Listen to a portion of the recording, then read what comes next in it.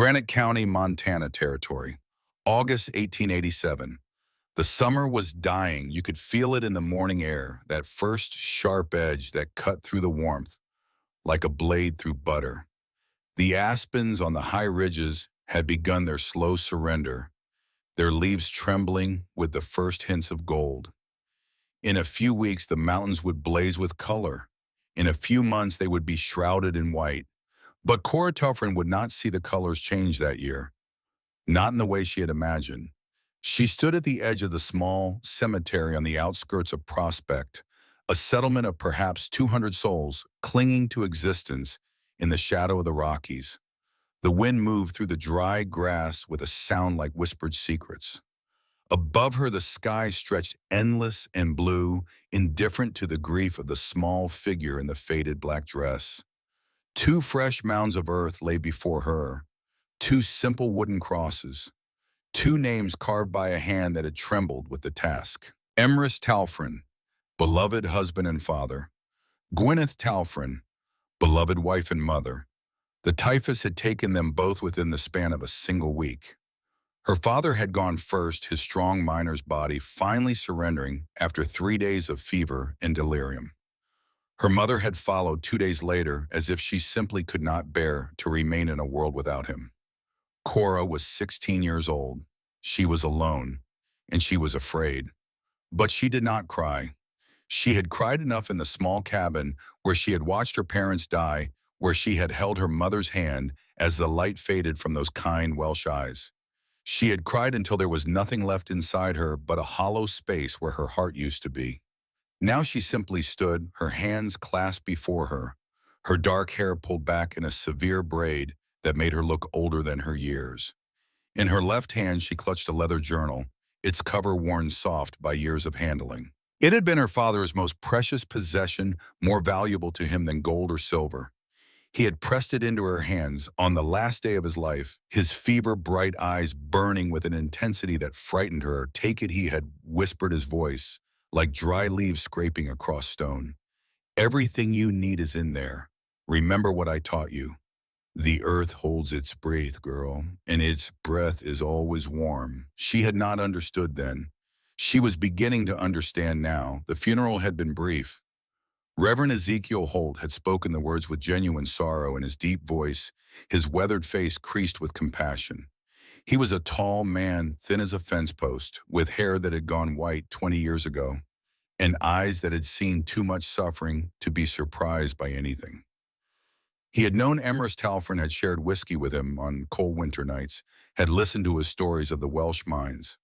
The rest of the town had kept their distance. They stood in small clusters, speaking in low voices, their eyes sliding away from the orphan girl whenever she looked in their direction. She could feel their pity like a physical weight pressing down on her shoulders. But she could also feel something else beneath it. Relief. The Talfrin family had always been outsiders. Emrys had arrived in Prospect 3 years ago with his wife and daughter, drawn by rumors of silver in the hills. He was a miner, a real one, not the amateur prospectors who flooded the territory every spring, chasing dreams of easy wealth. He had worked the coal mines of Wales since he was 12 years old. He knew the earth the way a farmer knows his fields, the way a sailor knows the sea. But he was also strange. He spoke with an accent that marked him as foreign. He had odd ideas about building and heating and the proper way to survive a winter. He did not go to church as often as he should, and he had failed to find the silver that would have made him valuable to the community. Now he was dead, and his foreign wife with him, and all that remained was this girl, this quiet, dark-haired girl who looked at the world with eyes that saw too much and said too little. What were they supposed to do with her? The crowd began to disperse, the mourners drifting back toward the town in twos and threes. Cora remained at the graveside, her head bowed, the leather journal pressed against her chest. She heard footsteps approaching through the grass and did not look up. "Miss Talfrin." The voice was deep and resonant, accustomed to command. She raised her head and found herself looking at Josiah Blackwell. He was the most important man in Prospect, though he held no official title. He had built this town with his own 2 hands, quite literally. Nearly every structure in the settlement, bore the mark of his craftsmanship, solid log walls and stone fireplaces that had become his signature.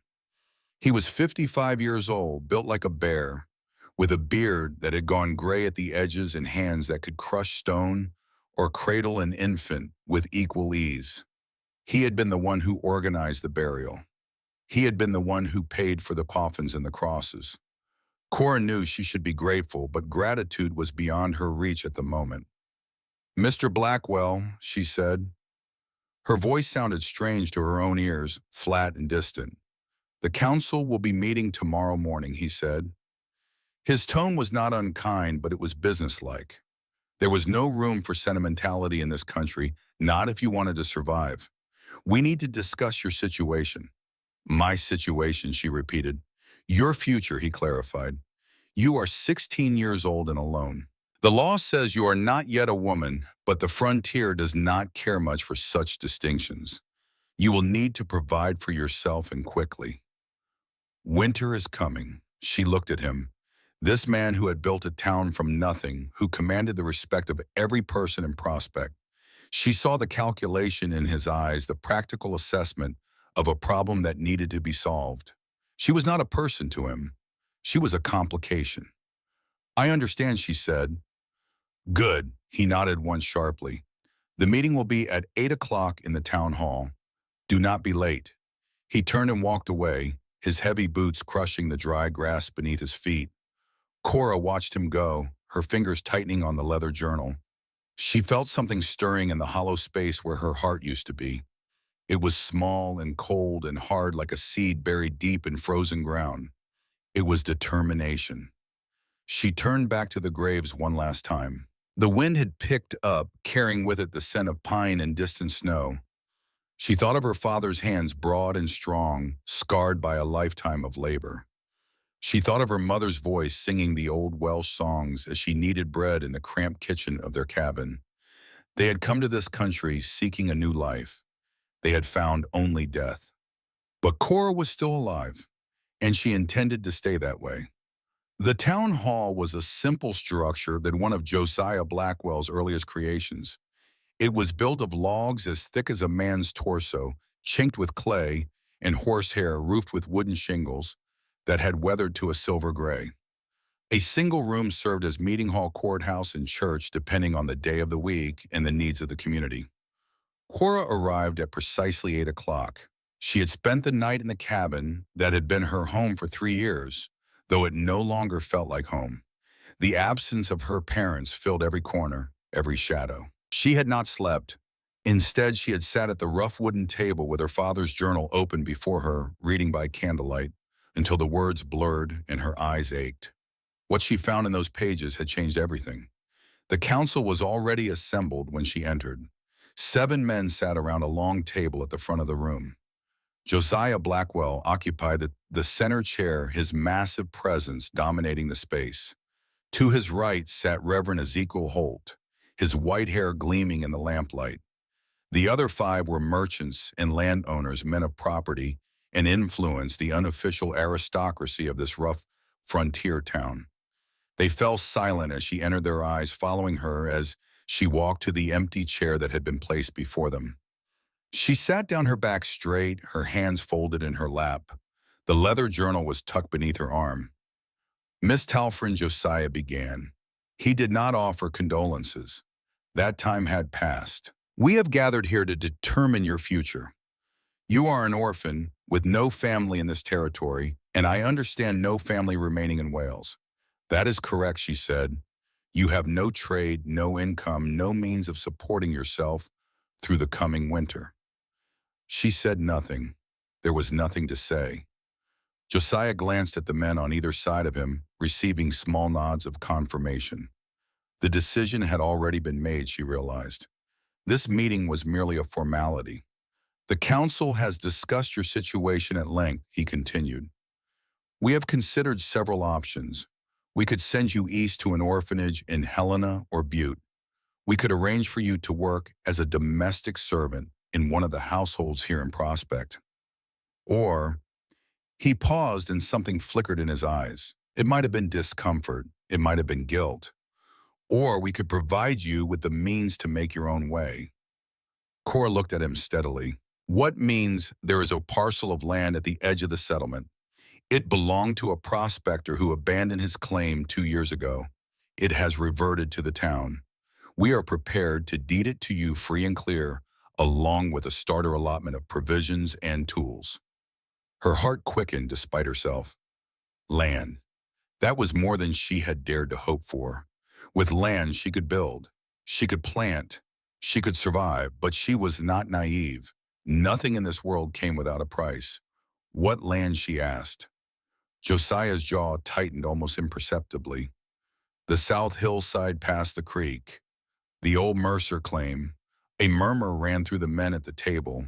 She saw several of them exchange glances. One of them, a portly merchant named Harwell, actually smiled. She knew the land they were talking about. Everyone in Prospect knew it.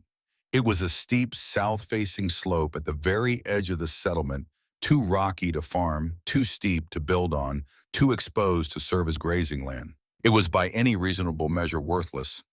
They were giving her a death sentence wrapped in the appearance of charity. She could refuse, of course. She could accept the domestic service position, spending her days scrubbing floors and washing clothes for one of the respectable families of Prospect. It would be a living of a sort, a slow death of the spirit rather than a quick death of the body. Or she could accept the land and prove them all wrong. Her fingers moved to the leather journal tucked beneath her arm. She thought of the pages she had read last night, the careful drawings, the detailed notes. She thought of her father's voice, patient and kind, explaining the principles that had kept him alive in the deep mines of Wales. They build up, her father had said. They raise their walls high and their roofs higher, and they fight the cold with fire and fury. But the cold always wins in the end, girl. It is patient, and it is endless, and it will wear down any wall that man can build. But the earth is different. The earth does not fight the cold. It simply ignores it. Go deep enough and the seasons cease to matter. The temperature stays the same winter and summer year after year. The earth holds its breath, and its breath is always warm. She looked up at Josiah Blackwell, this man who had built his reputation on walls and roofs and fireplaces that devoured cords of wood. He was waiting for her answer, his face carefully neutral. He expected her to refuse. He expected her to cry perhaps, or to beg for mercy. She did neither. I accept, she said. The silence that followed was profound. Even Josiah seemed taken aback, his composure slipping for just a moment before he recovered. You accept, yes. She stood, her hands steady, her voice clear. I accept the land and the tools and the provisions. I will make my own way. Josiah studied her for a long moment, his eyes searching her face for signs of madness or desperation. He found only calm determination. Very well, he said finally. He reached into a leather satchel at his feet and withdrew a folded document. This is the deed. Sign here and the land is yours. She took the pen he offered and signed her name in the space provided. Her handwriting was small and precise, the letters carefully formed. She had been educated by her mother, who had been educated by the village schoolmaster in the valley where she was born. Education was a gift, her mother had always said, the one thing no one could ever take from you. She handed the deed back to Josiah, who examined her signature with a frown. You understand, he said slowly, that this land is challenging. No one has been able to build on it successfully. The slope is too steep, the soil too thin, and winter comes early in the mountains. I understand, she said. You understand, but you accept anyway. Yes.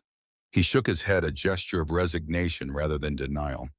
Then the matter is settled. The provisions and tools will be delivered to your parents' cabin tomorrow morning. The deed is yours. What you do with it is your own concern. He stood signaling the end of the meeting. The other council members rose as well, already turning to their own affairs. In their minds, the matter of Cora Talfrin had been resolved. They had done their duty. They had offered her a chance, however slim. If she failed, it would not be their fault. Only Reverend Ezekiel Holt remained seated, his pale eyes fixed on the girl before him. He had known her father had listened to his strange ideas about the earth and its secrets. He had seen the journal that Emrys carried everywhere, had caught glimpses of the drawings inside. "Miss Talfrin," he said quietly. She turned to face him. "Your father was a remarkable man. He understood things that most people never consider. I do not know what you are planning, but I suspect it is not what these men imagine." She looked at him for a long moment, weighing her response. Then she reached beneath her arm and drew out the leather journal. She opened it to a page near the middle, holding it up so he could see. It was a drawing, a detailed, carefully rendered sketch of a dwelling unlike anything in Prospect. It was not a cabin, not a house in any conventional sense. It was a burrow, a structure built into a hillside rather than upon it, with a sloping roof of earth and grass, a wall of glass facing south, and a small chimney protruding from the soil like a thin finger pointing at the sky. "My father called it an earth-sheltered home," she said. "He designed it for this climate, for these conditions. He had been planning to build one for our family when he fell ill." The Reverend studied the drawing with growing interest. He saw the notes in the margins, the calculations and measurements, the references to thermal mass and solar angles that meant nothing to him, but clearly meant something to the man who had written them. "This is what you intend to build on that hillside?" Yes, he looked at her, this slight girl with her dark hair and her father's eyes. He saw the determination in her face, the same quiet intensity that had marked Emrys Talfrin. "It will not be easy," he said. "No," she agreed. "It will not be easy. They will mock you. They already do." He nodded slowly, a smile touching the corners of his weathered mouth. "Then I wish you well, Miss Talfrin. And if there is anything I can do to help, pray for me," she said simply. "Pray for snow that comes late and spring that comes early." "I will do that," he said, "and perhaps a bit more besides." She left the town hall with the deed clutched in her hand and her father's journal pressed against her heart. The morning sun was warm on her face, but she could feel the cold waiting in the shadows, patient and eternal. She had perhaps 2 months before the first hard frost, 2 months to build a shelter that would keep her alive through a Montana winter, 2 months to prove that her father's knowledge was more than the ravings of a foreign eccentric. She walked through the town without looking left or right, ignoring the curious stares and whispered comments that followed her like a wake. She passed the general store where she had bought flour and sugar with her mother just a month ago. She passed the blacksmith's forge where her father had repaired his tools. She passed the small cabin where she had spent 3 years of her life, where her parents had dreamed their modest dreams of silver and success. She did not stop. She kept walking past the last buildings of the settlement, past the creek that marked the unofficial boundary of civilized Prospect. She walked until she reached the base of the South Hillside, the worthless land that was now her only hope of survival. She stood there for a long time, looking up at the slope that rose before her. It was steep, yes, scarred with granite outcroppings and covered with stubborn bunch grass that had turned yellow in the late summer heat. The wind moved across it in waves, bending the grass in rippling patterns. From below, it looked like nothing more than a barren piece of earth, useless for any practical purpose. But Cora did not see what others saw. She saw a blanket. She saw millions of tons of earth and rock piled high by the slow work of geological time. She saw insulation beyond anything that human hands could create, a thermal mass so vast that no winter cold could penetrate to its heart. She saw a shield against the wind, a fortress against the freeze, a partner in survival rather than an obstacle to overcome. Her father had seen the same thing. He had walked this hillside months ago when he first arrived in Prospect. He had studied the angle of the slope, the orientation to the sun, the composition of the soil.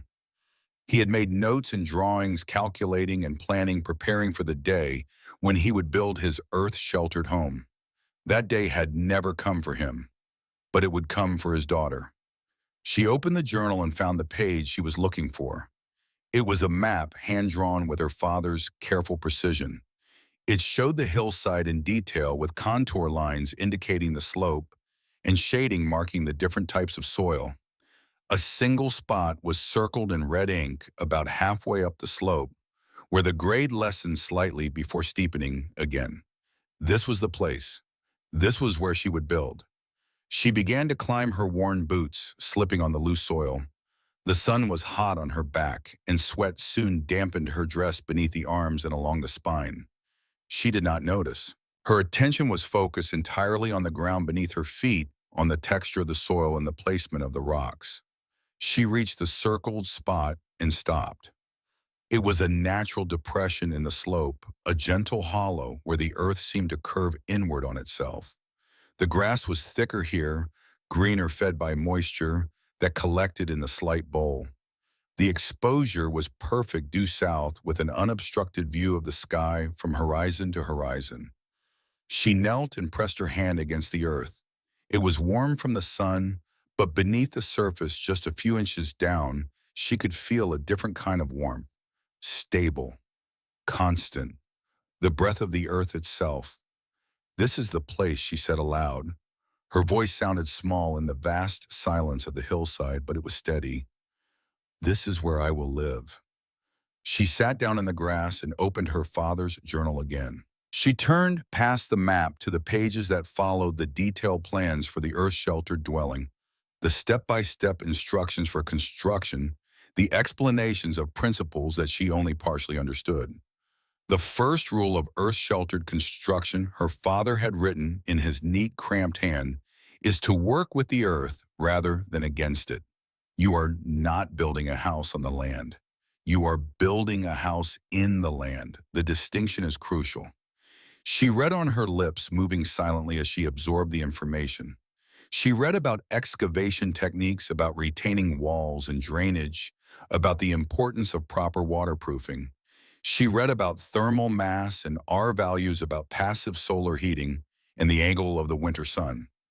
She read until the light began to fade and the shadows lengthened across the hillside. Then she closed the journal and looked out over the valley below. She could see the town of Prospect in the distance, the log buildings catching the last rays of the setting sun. Smoke rose from chimneys as families prepared their evening meals. Lanterns began to glow in windows as darkness crept across the land. Down there in those solid log cabins, people were settling in for the night. They would eat their suppers and tell their stories and go to sleep in their warm beds, secure in the knowledge that their walls would protect them from whatever the world might bring. They thought she was going to die. They had given her this worthless land, expecting her to fail to freeze to become another sad statistic in the harsh calculus of frontier survival. They had done their duty, and now they would wait for the inevitable. But Cora Talfrin had other plans. She stood and began the walk back down the hillside. Tomorrow she would receive her tools and provisions. Tomorrow she would begin the work that would either save her life or end it. Tomorrow she would start digging her grave, and she would make it into a home. The supplies arrived at dawn, delivered by a taciturn young man who worked for the general store. He dumped them unceremoniously on the dirt floor of her parents' cabin and departed without a word, clearly uncomfortable in the presence of death and misfortune.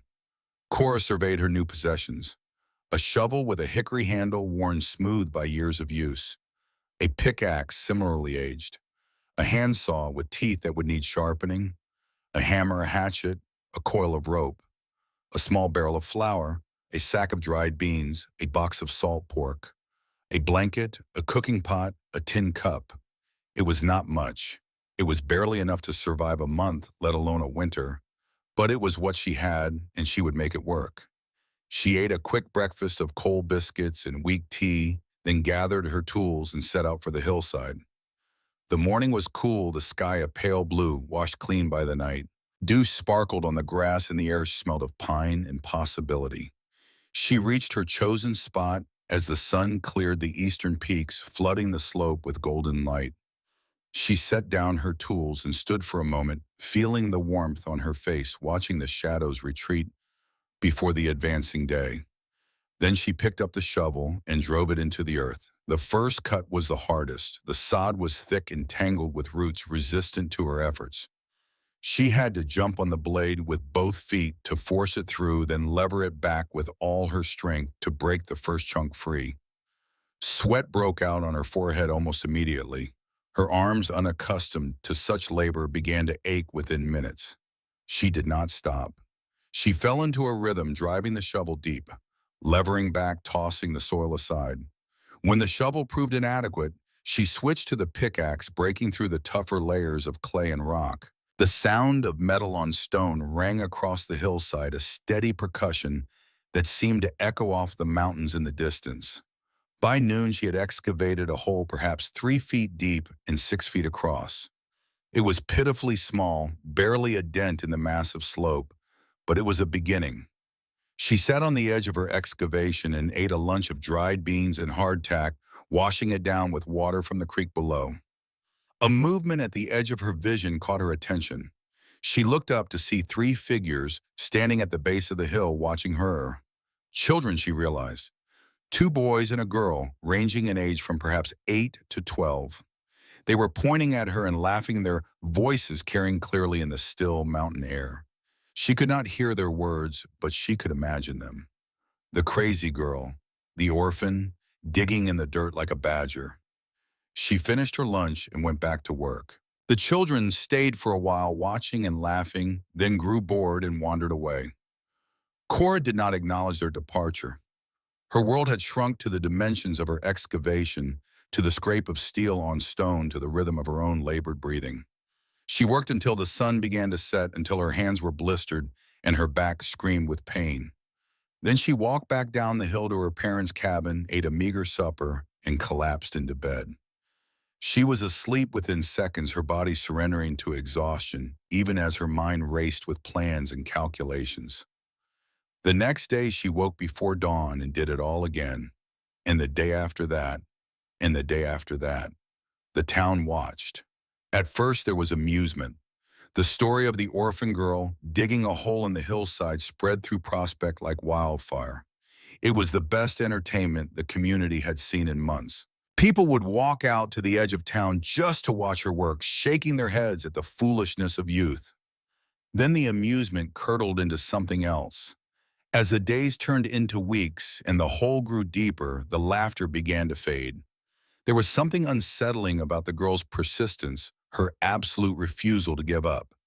She worked from dawn to dusk alone, never asking for help, never acknowledging the stares of the curious townsfolk. The children were the first to give it a name. Cora's Folly. The name stuck. It was spoken in the general store, in the saloon, in the church pews, in the kitchen tables. That Welsh girl is building her own grave, people said. She has lost her mind with grief. Someone should stop her before she hurts herself. But no one did. Josiah Blackwell, for his part, watched the progress with a mixture of concern and contempt.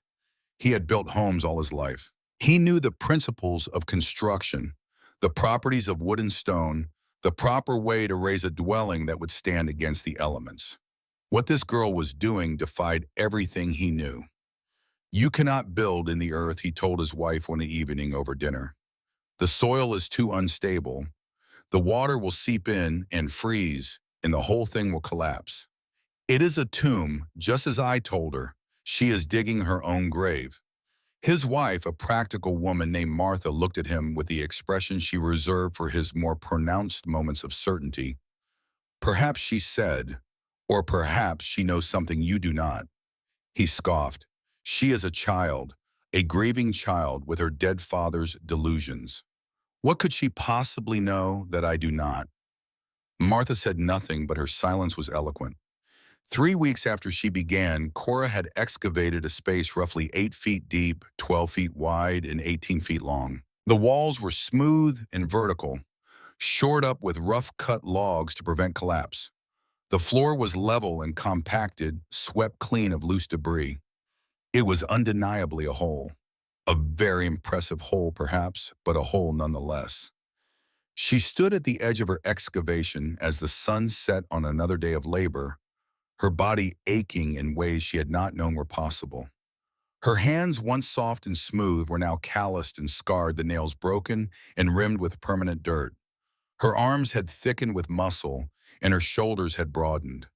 The pale girl who had stood at her parents' graveside was being transformed into something else, something harder and more resilient. She looked down at her work and allowed herself a small smile. The hole was ready. Now came the real construction. She heard footsteps behind her and turned. A figure was climbing the hillside silhouetted against the fading light. She recognized the gait before she could make out the features, the heavy, deliberate stride of a man accustomed to commanding respect. Josiah Blackwell. She waited as he approached, her hands resting easily at her sides. She was no longer afraid of him, no longer intimidated by his size or his reputation.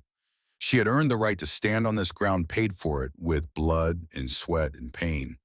He stopped at the edge of the excavation and looked down. His face was unreadable in the twilight, but she could sense his disapproval like a physical presence. "What is this, girl?" he asked. His voice was not unkind, but it carried the weight of his certainty. "This is not a home. This is a hole, a tomb." "It will be warm," she said. Her voice was calm, almost matter of fact. The fever of her early grief had burned away, leaving only a cool determination. Josiah shook his head. "Warm." He repeated the word as if it were a joke. "It will be damp. It will be dark. The first heavy rain will turn this into a mud pit. The frost heave will collapse your walls. This is unnatural." He gestured down toward the town, toward the neat rows of log cabins with their stone chimneys and shingled roofs. A proper home is built of wood on a stone foundation with a good roof to shed the snow. It stands in the sun and faces the wind. It does not hide from it. Cora looked at him for a long moment. She thought of her father, of the stories he had told her by the fire on winter nights.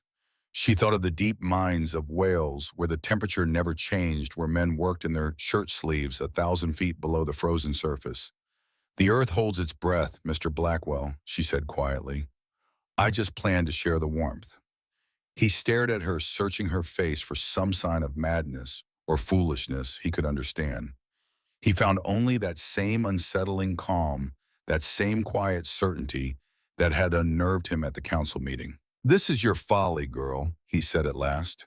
His tone was final, a washing of hands. "Do not expect the town to dig you out when it comes down on your head." He turned and walked away, his heavy boots crushing the dry grass. She watched him go, this man who had built a town, who commanded the respect of every person in Prospect. He was not wrong, she knew. Not in his world. But she was not building in his world. She was building in a much older one. That night she sat at the small table in her parents' cabin with the journal open before her. The pages were illuminated by the flickering light of a single candle, casting dancing shadows on the walls. She turned to a page near the back of the journal, one she had read many times before. It was not a drawing or a diagram, but a letter. A letter her father had written but never sent, addressed to no one and everyone. "If you are reading this," the letter began, "then I am gone. Perhaps the fever took me, or the cold, or simply the weight of years. It does not matter. What matters is that you have found this journal and that you understand what it contains. I was a miner for 30 years. I went into the earth as a boy of 12 and did not come out until I was a man of 42. In those 30 years, I learned things that most people never consider. I learned that the surface world is a harsh and unforgiving place subject to the whims of weather and season. But below the surface, in the deep places of the earth, there is a different world, a stable world, a warm world. The earth holds its breath, you see. It does not inhale the cold of winter or exhale the heat of summer. It simply holds constant and unchanging a steady temperature that varies by no more than a few degrees from year to year.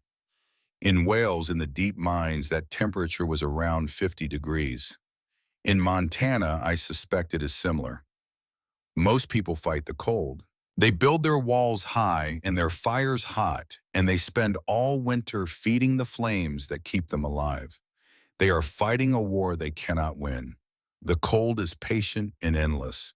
It will wear down any wall that man can build. But the earth does not fight. It simply endures. And if you can learn to work with the earth rather than against it, you can endure as well. I have included in this journal everything I know about earth-sheltered construction. I have included diagrams and calculations, instructions and warnings.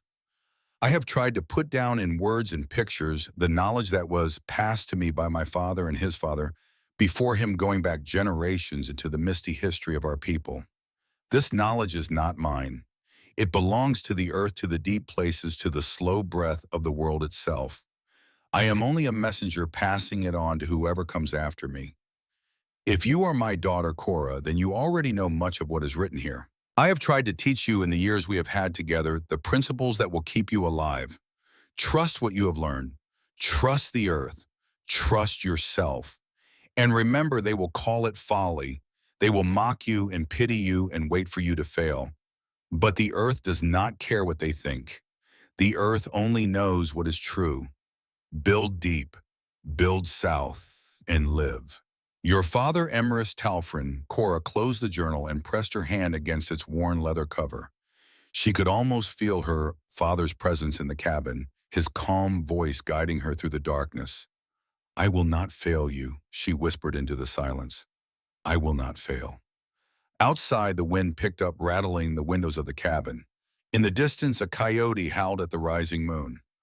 Winter was coming, as inevitable as the dawn, and Cora Talfrin was ready to meet it. The construction of the roof began the following week. Cora had been gathering materials for days, salvaging fallen logs from the forest above the settlement, trading what little she had for the supplies she could not find.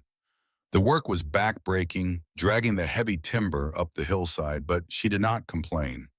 She could not afford to complain. The roof was critical. Her father's journal was very clear on this point. An earth-sheltered home was only as good as its roof. If water penetrated, if moisture accumulated, the structure would fail. It would become exactly what Josiah Blackwell had predicted: a tomb. She laid the logs across the top of her excavation, spacing them carefully according to her father's instructions. They were thick, heavy beams cut from pine trees that had fallen in last year's storms. She notched them at the ends so they would lock together, a technique she had learned from watching the builders in town.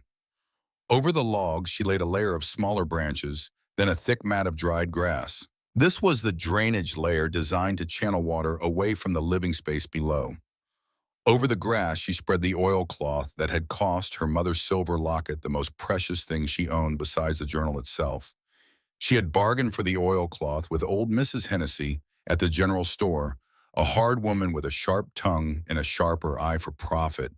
The locket was worth $20 at least, but Mrs. Hennessy had offered only the oilcloth and a small bag of nails. Cora had accepted without hesitation. The locket was beautiful, but it could not keep her warm. It could not shed water or block the wind. It was a memory, nothing more, and memories would not save her life. With the oilcloth in place, she began the laborious process of replacing the earth she had excavated. She carried it up in buckets, dumping it on the roof and spreading it evenly across the oilcloth, layer after layer, foot after foot, until the roof was buried under 3 feet of soil. She worked for 2 weeks on the roof alone. By the time she finished, the excavation had all but disappeared. From above or from the sides, there was nothing to see but a slight mound in the hillside covered with disturbed earth that would soon be reclaimed by grass. A few more months and it would be invisible, a seamless part of the landscape. But the most important part was still to come. The front wall, the wall of glass. This was her father's greatest innovation, the element that transformed a mere cave into a living, breathing home. She had been collecting glass for weeks, scavenging from every source she could find. Old windows from an abandoned general store on the edge of town. A few cracked panes from a burned-out trapper's cabin 3 miles to the north. Even the glass from a broken lantern, carefully cleaned and set aside. It was not enough. Not nearly enough. She was sitting on the hillside one afternoon contemplating this problem when she heard footsteps approaching. She looked up to see Reverend Ezekiel Holt climbing toward her, his white hair bright in the autumn sun. "Miss Talfrin," he said, slightly out of breath from the climb, "I hope I am not intruding." "Reverend," she rose to greet him, "you are always welcome." He looked around at the construction site, his pale eyes taking in the buried roof, the shored walls, the carefully graded floor of the interior. She saw surprise in his expression and something else, respect. "This is remarkable," he said. "It is just as your father described. You knew what he was planning." He spoke of it often.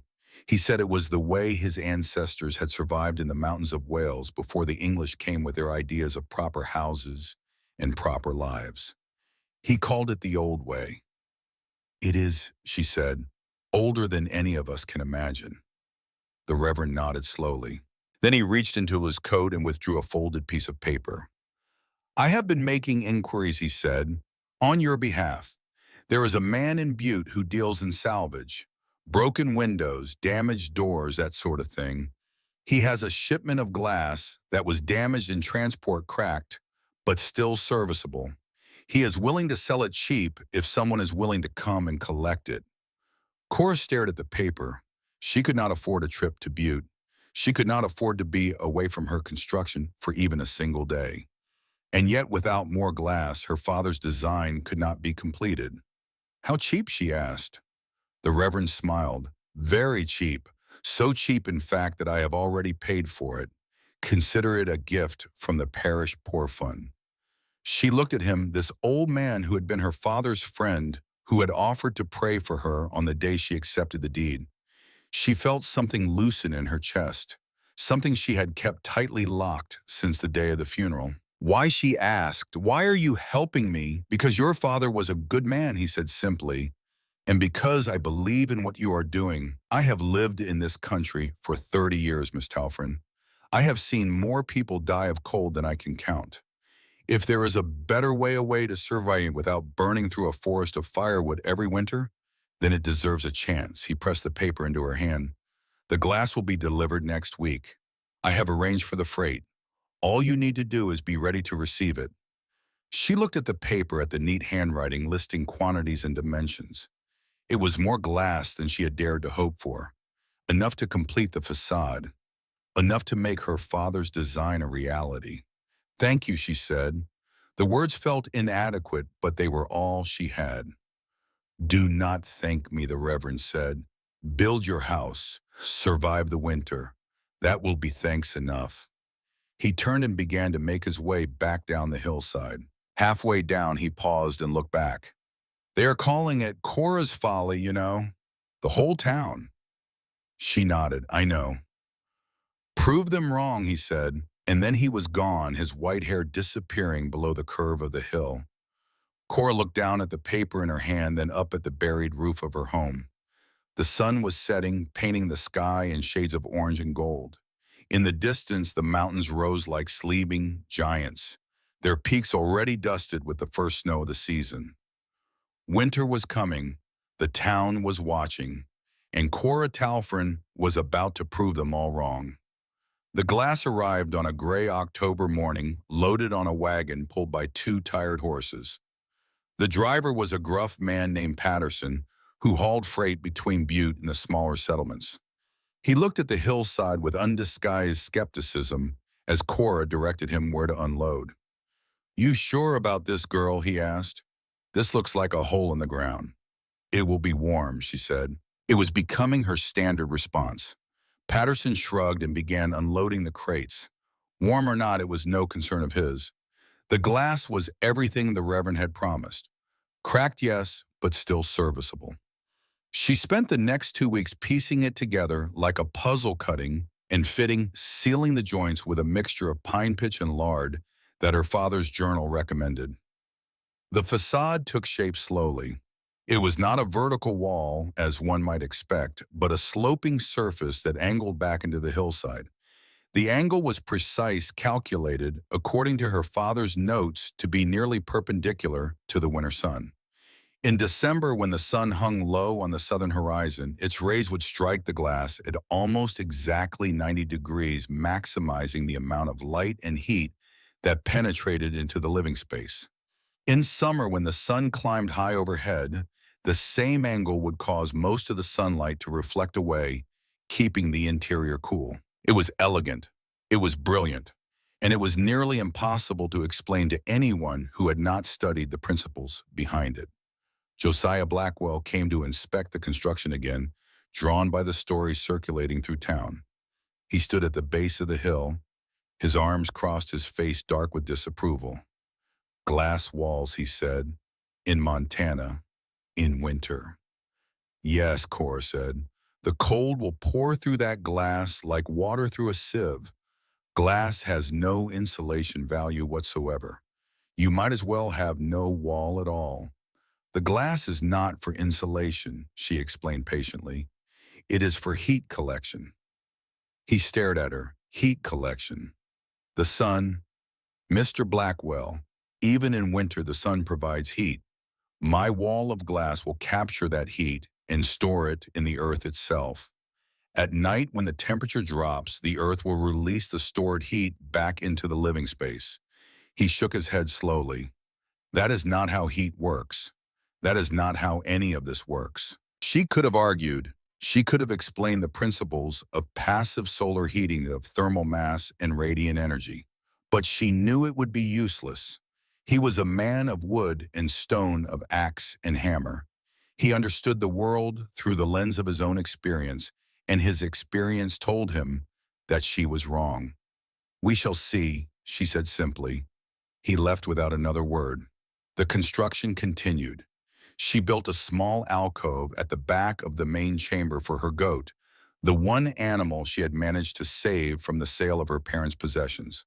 The goat would provide warmth through its body heat milk for her morning tea and companionship through the long winter nights.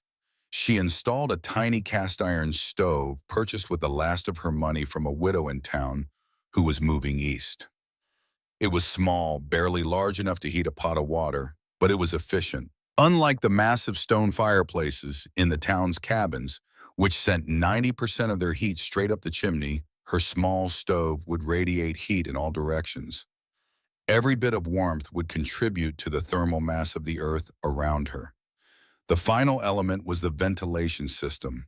This was the part that worried her the most, the part that could make the difference between a living space and a death trap.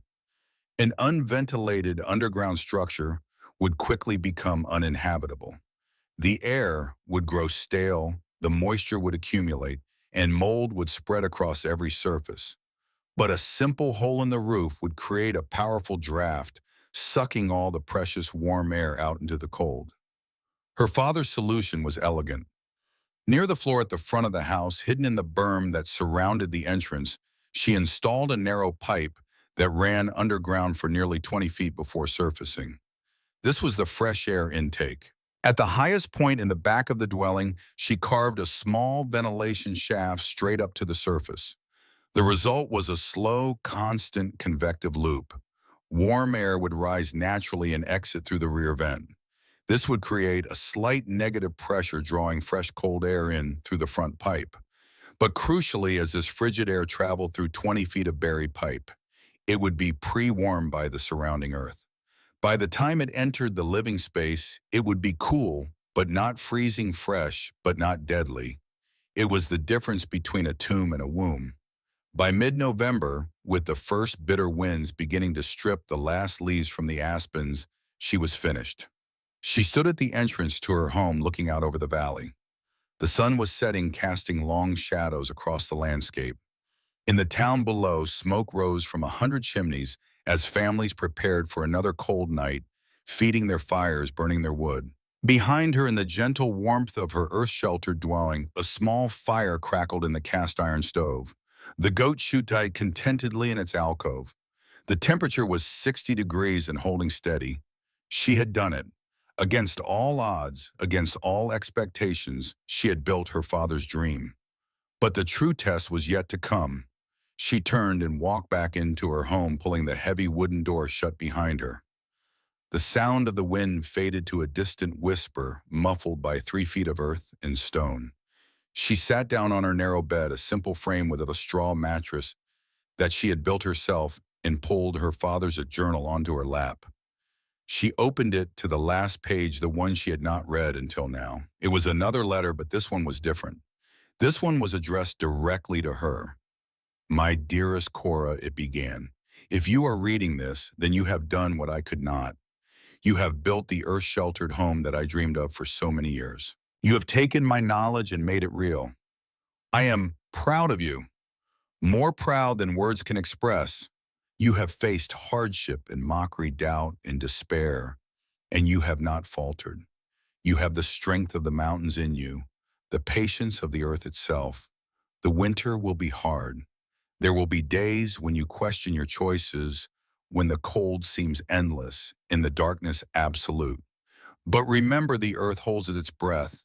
It has held its breath for millions of years, and it will hold it for millions more. You are part of that breath now. You are held by the earth, protected by it, warmed by it. They will call it folly. Let them. When the spring comes, when the snow melts and the flowers bloom, you will still be here. And they will know that you were right. I love you, my daughter. I have always loved you, and I will love you forever, even beyond the grave. Carry my knowledge forward. Pass it on to those who will listen. And never ever stop believing in the wisdom of the deep places. Your father now and always, Emrys Talfrin. Cora closed the journal and held it against her heart. Outside, the wind howled and the temperature dropped, but inside her home, inside her father's dream, she was warm. She was ready. Let winter come. The first snow came on the 23rd of November. Cora woke to a world transformed. The hillside that had been brown and gold the night before was now draped in white, a pristine blanket that softened every edge and muffled every sound. She stood at her glass facade and watched the flakes drift down from a sky the color of old pewter, each one catching the faint morning light before settling into the growing accumulation. Inside her dwelling, the temperature held steady at 58 degrees. She had been monitoring it obsessively since moving in, marking the readings in her father's journal every morning and every evening. The patterns was clear. During the day, when the sun shone through her wall of glass, the temperature would rise to the mid-60s. At night, when the cold pressed in from all sides, it would drop to the mid-50s. The fluctuation was small, manageable, nothing like the violent swings that plagued the wooden cabins in town. The thermal mass was working. The earth was holding its breath. She spent that first snowy morning tending to the small tasks that filled her days. She fed the goat, a temperamental creature she had named Gwen after her mother's sister back in Wales. She stoked the fire in her cast iron stove, adding just enough wood to bring the temperature up to 60. She ate a breakfast of porridge made from the last of her oats, sweetened with a precious spoonful of honey. Then she sat by the glass wall and watched the snow fall, thinking about the winter ahead. Her provisions were adequate but not generous. She had flour enough for perhaps 2 months of bread if she was careful. She had salt pork and dried beans, a small barrel of potatoes, a few jars of preserved vegetables that she had traded labor for in the fall. She had firewood stacked in a covered alcove just inside the door, enough for the entire winter if her calculations were correct. And they had to be correct. There would be no second chances. The snow continued for 3 days. When it finally stopped, nearly 2 feet had accumulated on the hillside. Cora strapped on the crude snowshoes she had fashioned from willow branches and leather strips and made her way down to the creek to fetch water. The journey, which had taken 10 minutes in the autumn, now took nearly an hour. She passed no one on the way. The town was quiet, its inhabitants huddled inside their cabins, feeding their fires, waiting for the cold to pass. Smoke rose from every chimney, thick and constant, evidence of the wood being consumed by the hour. Cora looked at that smoke and thought about the mathematics of survival. A typical log cabin in Prospect burned through 4 to 5 cords of firewood each winter. A cord was a stack 4 feet high, 4 feet wide, and 8 feet long. 5 cords represented approximately 200 cubic feet of solid wood, the product of dozens of trees, countless hours of cutting and splitting and stacking. Her earth-sheltered home, with its massive thermal mass and passive solar heating, would consume perhaps 1/5 of that amount, maybe less. The difference was not just a matter of convenience. It was a matter of life and death. She had seen it happen before in the hard winter of her first year in Montana. A family named Kowalski, Polish immigrants who had arrived with nothing but hope and determination. They had built a small cabin on the edge of town, a crude structure with gaps in the walls, and a fireplace that devoured wood like a hungry beast. When the deep cold came in January, their woodpile ran out. The father had gone into the forest to cut more, and a falling tree had crushed his leg. By the time help arrived 2 days later, the entire family had frozen to death. 5 people, a father, a mother, 3 children, gone because they could not feed the fire. Cora thought about the Kowalskis as she hauled her bucket of water back up the hillside. She thought about them as she settled into her warm dwelling, as she removed her wet clothes and hung them by the stove to dry. She thought about them as she sat by the glass wall and watched the sun set over the mountains, painting the snow in shades of pink and gold. She would not share their fate. She had built something different, something better. She had listened to her father's wisdom and trusted in the breath of the earth. But winter was only beginning. The true test was still to come. December arrived with a cold snap that sent the temperature plummeting to 10 below zero. The creek froze solid, forcing Cora to melt snow for water. The wind howled across the hillside, driving fine powder through every crack and crevice it could find. Inside her dwelling, the temperature dropped to 52 degrees. She added wood to the stove, bringing it back up to 58. The fire consumed perhaps 2 small logs, barely enough to fill a single hand. In the cabins below, she knew the fireplaces were roaring, devouring armloads of wood every few hours. She began to establish a routine. Each morning she would wake before dawn and check the temperature. She would feed Gwen milker and strain the milk into a clean jar. She would eat breakfast, usually porridge or biscuits with a small amount of salt pork. Then she would spend the daylight hours reading, mending, or performing the small tasks necessary to maintain her home. In the evening, she would sit by the glass wall and watch the stars appear one by one in the darkening sky. She would think about her parents, about the life they had dreamed of, and the death that had claimed them. She would read from her father's journal, studying his drawings and notes, committing every detail to memory. And she would wait. The townsfolk had largely forgotten about her. She was a curiosity, a cautionary tale, the crazy girl who had dug herself a grave in the hillside. Some believed she was already dead, frozen in her folly, her body waiting to be discovered when the spring thaw came. Others assumed she had quietly abandoned her project and fled east to find work as a domestic. Only Reverend Ezekiel Holt kept track of her existence. He visited once in early December, trudging up the snow-covered hillside with a sack of supplies over his shoulder. She met him at the door of her dwelling, and his eyes widened at the warmth that flowed out to greet him. "Good Lord," he said, "it must be 60 degrees in there." 58, she corrected. "It drops a bit at night." He stepped inside at her invitation, looking around at the compact space with undisguised amazement. The walls were smooth and solid, the ceiling low but not oppressive. The air was fresh and clean, with none of the mustiness he had expected from an underground space. The only light came from the glass facade, but it was enough to illuminate every corner. "This is remarkable," he said. "It is warm without a fire." "The stove helps," she said, "but most of the heat comes from the earth itself and from the sun." She explained the principles to him using the same words her father had used with her so many times before.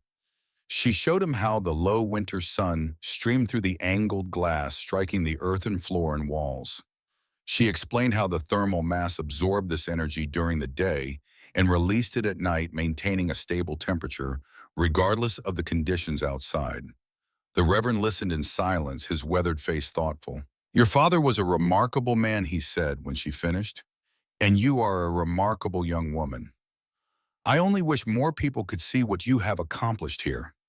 "They will," she said, "when spring comes, when I am still alive." He left her with the supplies he had brought: flour, sugar, a small sack of coffee beans, a jar of preserved peaches. She thanked him with more warmth than she usually allowed herself to show. He was the only connection she had to the world below, the only person who believed in what she was doing. After he left, she sat by the glass wall and ate one of the peaches, savoring the sweetness on her tongue. It was a small luxury, a reminder that the world contained more than cold and darkness and the endless struggle to survive. She would remember that sweetness in the weeks to come. Christmas came and went without ceremony. Cora marked the day by reading aloud from her mother's Welsh Bible, the only book she owned besides her father's journal. She read the story of the nativity of a child born in a humble shelter of hope, arriving in the darkest time of the year. She thought about her mother who had loved Christmas more than any other holiday. She thought about the traditions they had observed in Wales, the candles in the windows, the carolers going door to door, the plum pudding that her grandmother had made every year. She thought about the last Christmas they had spent together in the cramped cabin in Prospect, with a small tree that her father had cut from the forest and decorated with strings of dried berries. She did not cry. She had no tears left for the past. But she allowed herself a moment of grief, a brief acknowledgement of all that she had lost. Then she added another log to the stove and continued with her day. The cold deepened as January arrived. The temperature dropped to 20 below, then 30 below, then 40 below. The sky turned a pale, washed-out blue and the sun seemed to give off light but no warmth. The mountains disappeared behind a haze of ice crystals that hung in the air like frozen breath. In Prospect, the situation grew desperate. The wood piles that had seemed so ample in the fall were dwindling rapidly. Families who had planned for a normal winter found themselves running short, forced to ration their fires to huddle together in single rooms, while the rest of their cabins froze solid. The general store ran out of firewood, then out of kerosene, then out of almost everything else.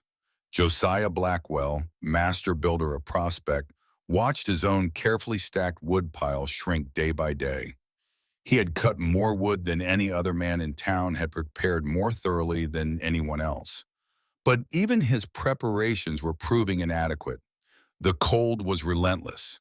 It seeped through every wall, every window, every tiny gap in the construction. His grand stone fireplace, which could have roasted an ox, consumed wood at an alarming rate. The heat it produced seemed to vanish almost as soon as it appeared, sucked away by the hungry cold that pressed in from all sides. He thought about the girl on the hillside, the crazy girl with her father's delusions and her wall of glass. He thought about the warmth that had greeted him when he visited her construction site in the fall, the gentle heat that seemed to radiate from the very walls. Impossible, he told himself. Glass walls and dirt floors. It was madness. But as January dragged on and the cold refused to relent, he found himself thinking about her more and more. Cora, for her part, was barely aware of the suffering below. Her world had contracted to the dimensions of her dwelling, to the rhythm of her daily routine, to the slow passage of hours marked by the movement of the sun across her glass wall. The temperature inside held steady at 54 degrees. She had reduced her fire to a bare minimum, burning only enough wood to cook her meals and take the edge off the deepest cold. The thermal mass did the rest, that massive battery of earth and stone that absorbed heat during the day and released it through the night. She discovered something remarkable during those long January weeks. The earth beneath her feet, the walls around her, the ceiling above her head, all of it maintained a steady temperature of approximately 52 degrees. This was the natural temperature of the deep earth, the constant breath that her father had spoken of so often. Her little stove, with its modest fire, only needed to raise the temperature by a few degrees to make the space comfortable. It was the difference between warming a room from 52 degrees to 60 degrees and warming a room from 40 below zero to 60 degrees. The former required almost nothing. The latter required a constant roaring fire that consumed wood faster than a man could cut it. She understood now with perfect clarity why her father had called the log cabins of the frontier a war against nature. They were fortresses, yes, but fortresses under constant siege. The cold attacked them from every side, pouring through the walls, streaming through the windows, flooding up from the boatswain ground below. No amount of fire could hold it at bay forever. But her home was not a fortress, it was a partnership. She had not built walls to keep the cold out. She had built a space that existed below the cold beneath its reach, in the warm and stable breath of the earth itself. The difference was everything. On the 12th of January, the world ended. Cora woke that morning to a strange stillness. The usual sounds of the winter, the whisper of wind, the creak of settling earth, the distant howl of coyotes, all of it had vanished. The silence was so profound that she could hear her own heartbeat, could hear the soft breathing of Gwen in her alcove. She rose and went to the glass wall. The sky was a milky white, opaque and featureless. There was no sun, no horizon, no distinction between earth and sky. The world had been erased, replaced by a blank canvas of nothingness. She felt a chill that had nothing to do with temperature. Something was coming. She spent the morning preparing. She brought extra wood inside, stacking it in every available corner. She filled every pot and pan with water from her stored supply. She made sure Gwen had plenty of hay and that her own provisions were organized and accessible. Then she waited. The storm arrived at noon. It did not come gradually as most storms do. It came all at once like a door slamming shut. One moment the world was silent and still. The next it was screaming. The wind hit the hillside with a force that shook the very earth. Even buried under 3 feet of soil, Cora could feel the impact, a shuddering vibration that ran through the floor and walls. The temperature in her dwelling dropped by 2 degrees in the first hour, then another degree in the second. She added wood to the stove and watched the fire grow. The flames seemed inadequate against the fury that raged outside, a small, bright thing in a world gone dark and cold. Through the glass wall, she could see nothing but white. The snow was not falling. It was flying, driven horizontally by winds that must have exceeded 60 miles per hour. The sound was like nothing she had ever heard, a constant roar that seemed to come from everywhere at once. She thought about the town below, about the log cabins and their stone fireplaces, about the families huddled inside wondering if their walls would hold. She thought about Reverend Holt, who had been so kind to her. She thought about Josiah Blackwell, who had called her home a tomb. She wondered if any of them would survive. The storm raged for 3 days. Cora lost track of time. The glass wall was buried under drifts that climbed higher and higher, blocking out all light. She lived by candlelight, moving through her small space like a ghost tending the fire, feeding the goat, eating meals she could not taste. The temperature inside dropped to 50 degrees, then 48, then 46. She added more wood burning through her reserves faster than she had planned. But even at her current rate, she had enough to last another 2 months. More than enough. On the third night, the wind stopped. The silence that followed was so absolute that Cora thought she had gone deaf. She sat by the dead glass wall, her candle flickering in the still air, listening to nothing at all. Then she heard a new sound, a soft, rhythmic padding like gentle applause. It took her a moment to recognize it. Snow, settling on the buried roof. The soft weight of a world transformed. She slept that night for the first time in 3 days, a deep and dreamless sleep that left her feeling strangely refreshed. When she woke, she knew what she had to do. The glass facade was buried under 4 feet of snow. She had to dig her way out. It took her most of the morning, working with a shovel in a space barely wide enough to swing it. The snow was light and powdery, easy to move, but seemingly endless. For every shovelful she removed, another seemed to take its place. Finally, she broke through. Sunlight flooded into the tunnel she had carved, blinding her with its intensity. She squinted against the glare and pushed forward, emerging into a world she barely recognized. The hillside was gone. In its place was a smooth white plain broken only by the occasional rock outcropping or tree branch poking through the surface. The snow was at least 10 feet deep, in places sculpted into fantastic shapes by the wind. She looked down toward the town and felt her heart stop. Prospect was buried. The buildings that had seemed so solid, so permanent, were now nothing more than lumps beneath the snow. Smoke rose from a few chimneys, thin and desperate, but many of the cabins showed no sign of life at all. The streets had vanished. The fences had vanished. Even the creek had vanished, buried beneath the white. She stood there for a long moment, trying to comprehend what she was seeing. The storm had been worse than anything she had imagined, worse perhaps than anything this territory had ever seen. She thought about the people down there, the families who had mocked her, the men who had given her worthless land expecting her to die. She thought about their children, their livestock, their carefully stacked wood piles that had not been enough. She thought about Reverend Ezekiel Holt. Then she turned and went back inside her home. She added wood to the stove, bringing the temperature back up to 58 degrees. She ate a small meal of biscuits and salt pork. She sat by the glass wall now clear of snow and watched the sun move across the sky. She was alive. She was warm, and she knew that soon, very soon, someone would come. The morning after the storm, Cora made a decision. She could not simply wait in her warm burrow while the town suffered.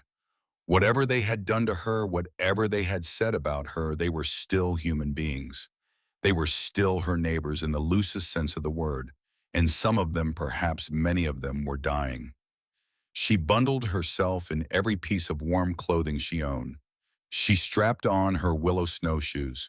She filled a sack with what provisions she could spare: a few pounds of flour, some dried beans, a small jar of the preserved peaches that Reverend Holt had given her mother.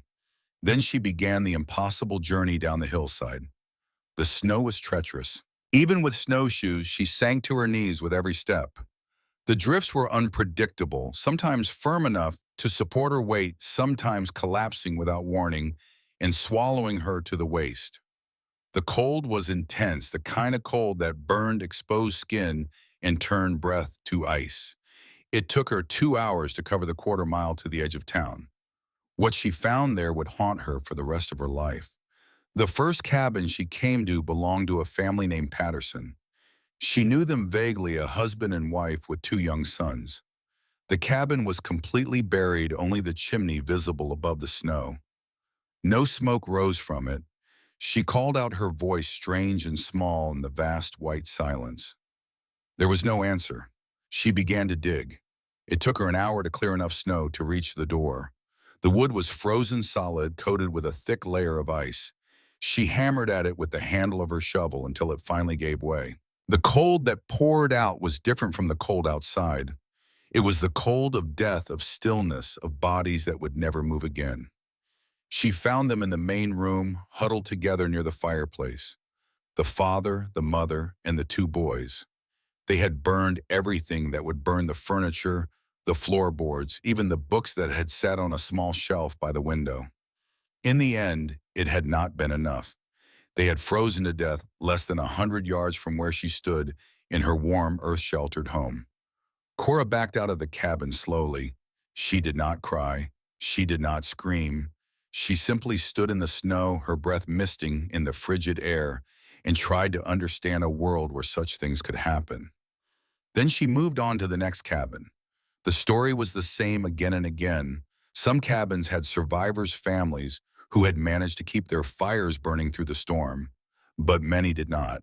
Many had run out of wood or had been unable to generate enough heat to overcome the brutal cold. Many had simply given up, succumbing to the exhaustion and despair that came with a battle they could not win. By the time she reached the center of town, she had counted 7 dead. The survivors were in little better shape. They emerged from their cabins like ghosts, their faces pale and drawn, their eyes hollow with the memory of what they had endured.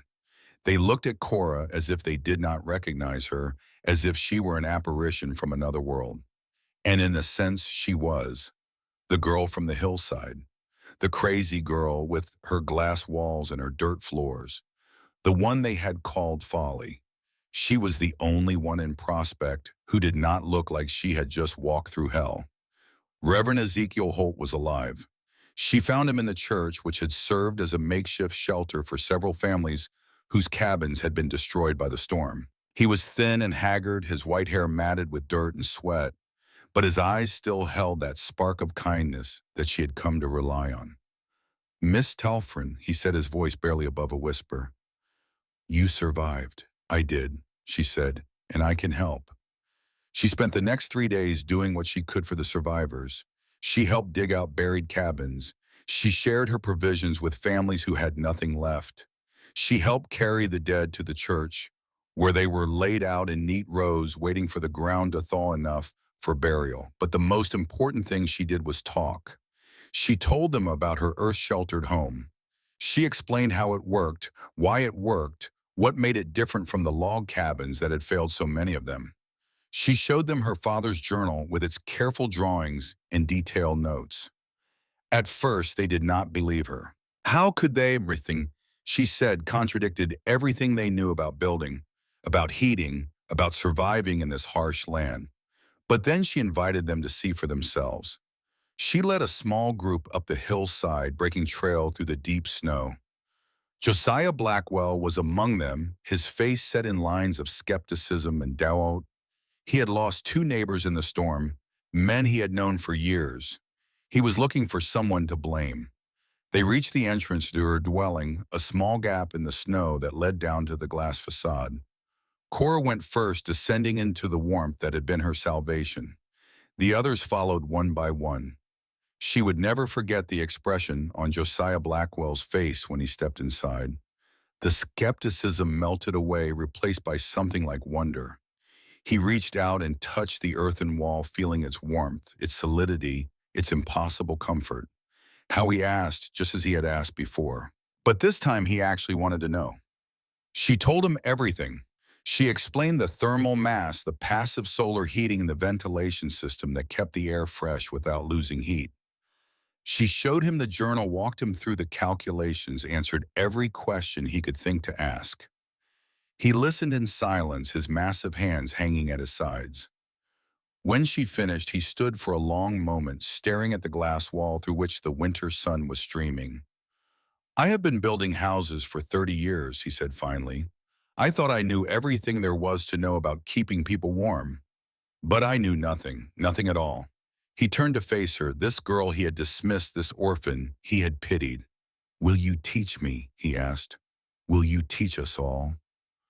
Cora looked at him, at this man who had given her worthless land, expecting her to die. She saw the pride in his eyes, the humility it had cost him to ask. She saw a man who had been broken by the storm, who had watched his certainties crumble like the ashes of a spent fire. She thought about the Patterson family frozen in their cabin. She thought about all the others who had died because they did not know what she knew, because no one had taught them the wisdom of the deep places. She thought about her father, who had wanted nothing more than to share his knowledge with anyone who would listen. "Yes," she said, "I will teach you." The rebuilding began as soon as the snow started to melt. Josiah Blackwell threw himself into the work with the same energy he had once devoted to his log cabins. But now his approach was different. He was not building fortresses against the cold. He was building partnerships with the earth. Under Cora's guidance, he began construction of what he called banked cabins. These were hybrid structures combining his expertise in log construction with her knowledge of earth-sheltered design. They were built into hillsides rather than on flat ground. They had thick earthen berms on three sides and glass facades facing south. They had underground ventilation systems and thermal mass floors. They were warm, remarkably impossibly warm. The first banked cabin was completed in early March. It belonged to a widow named Mrs. Hennessy, the same woman who had taken Cora's mother's locket in exchange for oilcloth. She had lost her own cabin in the storm and had been living in the church with the other refugees. When she stepped inside her new home for the first time, she burst into tears. "I did not believe," she said, clutching Cora's hand. "I thought you were mad. I thought you were going to die." She pressed something into Cora's palm. It was the silver locket, the one that had belonged to her mother. "I kept it," Mrs. Hennessy said. "I do not know why. Perhaps I knew somehow that you would come back for it." Cora closed her fingers around the cool metal, feeling the familiar weight of it in her hand. She thought about her mother, who had worn this locket every day of her married life. She thought about her father, who had given it to her mother on their wedding day. "Thank you," she said, "but you should keep it. You need it more than I do." Mrs. Hennessy shook her head firmly. "No, it belongs to you. It has always belonged to you. I was just holding it for a while." She pressed the locket into Cora's hand once more, and then turned away, embarrassed by her own emotion. Cora put the locket around her neck, feeling it settle against her chest like a small, warm heart. She would wear it for the rest of her life. The weeks that followed were the busiest of Cora's existence. She was no longer the crazy girl on the hillside, the orphan they had given worthless land. She was the one who knew, the one who could teach, the one who had survived.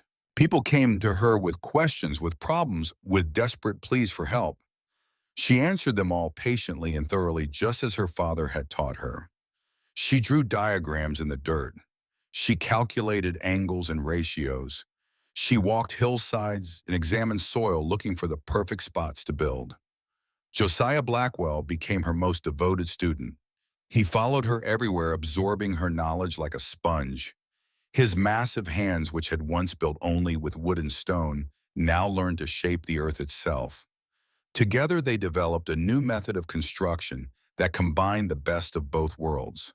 They called it the Welsh Burrow, in honor of Cora's father and the knowledge he had brought from the old country. By the end of April, 6 new bank cabins had been completed. By the end of May, there were 12.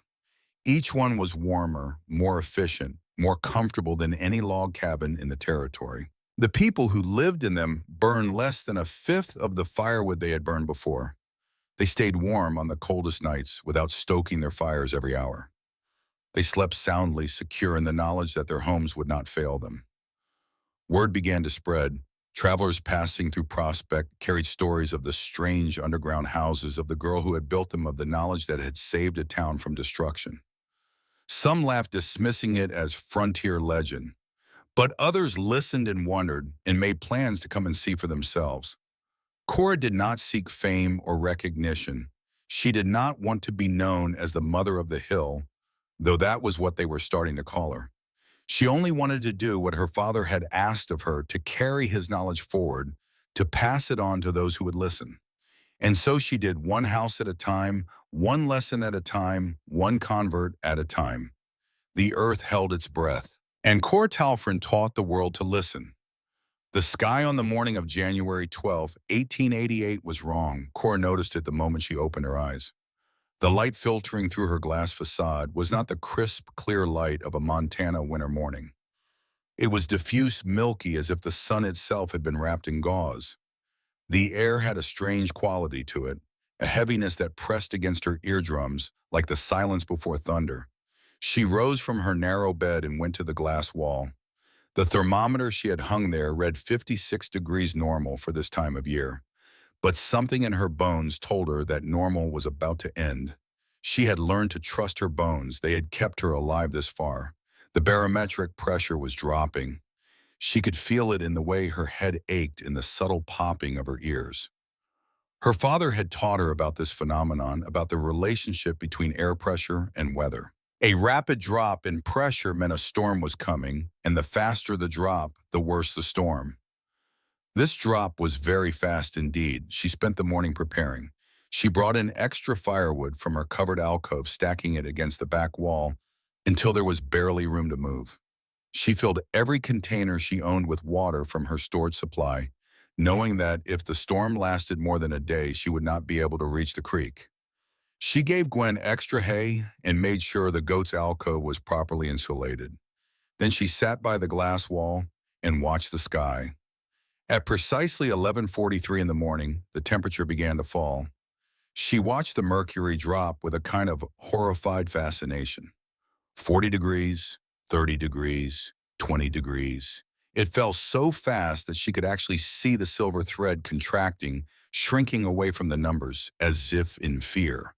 By noon, the temperature outside had dropped 50 degrees. And then the wind came. It did not arrive gradually, building from a breeze to a gale over the course of hours. It arrived all at once, a solid wall of force that slammed into the hillside with enough power to make the earth itself shudder. The sound was like nothing she had ever heard, a continuous roar that seemed to come from everywhere at once, as if the sky itself had learned to scream.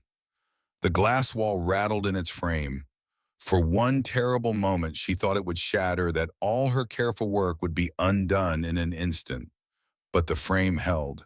The glass held. The earth held. She was safe. For now. The blizzard that struck Montana on January 12, 1888, would later be known by many names: the Great White Hurricane, the school children's blizzard, the storm of the century. It killed hundreds of people across the Great Plains, many of them children caught walking home from school when the weather turned without warning. In Prospect population 217, it would kill 11, but Cora Talfrin would not be among them. She spent the first hours of the storm simply surviving. The wind found every tiny gap in her construction, every imperfection in her seals, and exploited them ruthlessly. Cold air seeped in around the edges of the glass facade around the frame of the door through the ventilation shaft at the back of the dwelling. The temperature inside dropped steadily: 54 degrees, 52 degrees, 50 degrees. She added wood to the stove more than she had ever burned at one time. The cast iron glowed red with the heat radiating warmth into the small space. But even this was barely enough to hold the line against the cold that pressed in from all sides. 48 degrees, 46 degrees. At 44 degrees, she began to worry. Her calculations had accounted for severe cold, for temperatures of 40 below zero and worse. But they had not accounted for a storm that combined brutal cold with hurricane-force winds that stripped heat from every surface faster than it could be replaced. She was not going to freeze. She knew that. Even at 40 degrees, she could survive indefinitely with proper clothing and shelter. But she had not built this home to merely survive. She had built it to thrive, to demonstrate that her father's knowledge was sound, that there was a better way to live in this harsh land. If she emerged from this storm, having barely survived, having huddled in the cold like everyone else, then she had proved nothing. Her father's vision would remain a curiosity, a failed experiment, a folly. She could not let that happen. She studied the problem with the analytical mind her father had cultivated in her. The heat was escaping faster than she could replace it. The thermal mass was working, releasing stored heat into the space, but not fast enough to overcome the losses. She needed to reduce those losses, to plug the gaps, to tighten the seal between her warm world and the frozen hell outside. She worked through the night, stuffing rags into every crack she could find. She hung blankets over the glass facade, sacrificing light for insulation. She built a small vestibule out of stacked firewood and spare canvas, creating an airlock between the door and the main living space. By dawn, the temperature had stabilized at 50 degrees. Not warm, but livable. And more importantly, stable. The losses and the gains had reached an equilibrium, a balance point that she could maintain indefinitely with her remaining wood supply. She had done it. She had weathered the worst that nature could throw at her, and she was still standing. Now she just had to wait. The storm raged for 3 days. Cora lost track of time in the darkness of her buried home. With the blankets covering the glass, there was no way to distinguish day from night. She slept when she was tired, ate when she was hungry, and tended the fire when the temperature began to drop. Gwen the goat was her only companion, her only connection to another living thing. The animal seemed to sense that something terrible was happening outside. She stayed close to Cora, her warm body pressed against her leg, her gentle bleating a comfort in the endless dark. Cora talked to her. She talked about her father, about the mines of whales, about the principles of thermal mass and passive solar heating. She talked about her mother, about the songs she used to sing, about the way she laughed when she was truly happy. She talked about the future, about the home she would build, about the lives she would save. She talked because the silence was too much to bear. On the third night, the wind stopped. The cessation was so sudden, so complete, that Cora thought she had gone deaf. She sat perfectly still, listening to nothing, feeling the absence of sound like a physical weight.